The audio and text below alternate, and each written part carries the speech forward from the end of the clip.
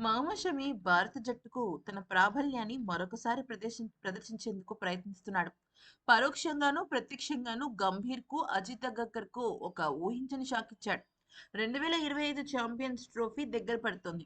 మరొక నెల రోజులు కూడా పట్టుమని లేవని చెప్పుకోవాలి. అయితే ఈ క్రమంలో భారత జట్టుకు ఒక అద్భుతమైన బౌలర్ కావాల్సిందే. జస్ప్రీత్ బుమ్రా మీద పూర్తి స్థాయి భారం అయితే బౌలర్లు వేయలేరు. అలాగే సెలెక్టర్లు కూడా వేయలేరు. మరొక వైపు బూమ్రా కూడా కొన్ని గాయాలతో సతమతమవుతున్నాడు. అయితే గాయాల కారణంగానే 2024లో అంతర్జాతీయ క్రికెట్‌కు దూరమైన షమి తాజాగా దేశవాళీ క్రికెట్‌లో అదరగొట్టేస్తున్నాడు.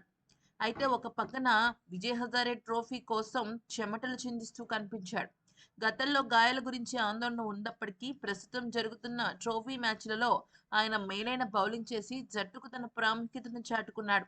అయితే అంతేకాకుండా సయ్యద్ ముస్తక్ అలీ ట్రోఫీలో 11 వికెట్లు సాధించిన షమి విజయ్ హజారే ట్రోఫీలో కూడా తన ఫామ్ అండ్ ఫిట్‌నెస్‌ను కొనసాగిస్తున్నాడు.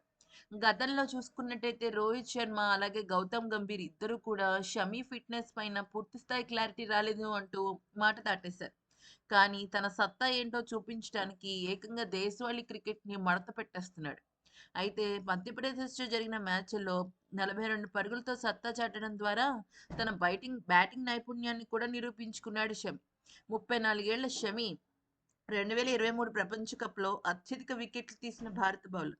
ఇప్పుడు 2025 ఛాంపియన్స్ ట్రోఫీ కోసం సెలక్షన్ కమిటీకి ఆయన జట్టులోకి తీసుకోవడం ఒక అనివార్య నిర్ణయంగా మార్చుకున్నాడు షమి.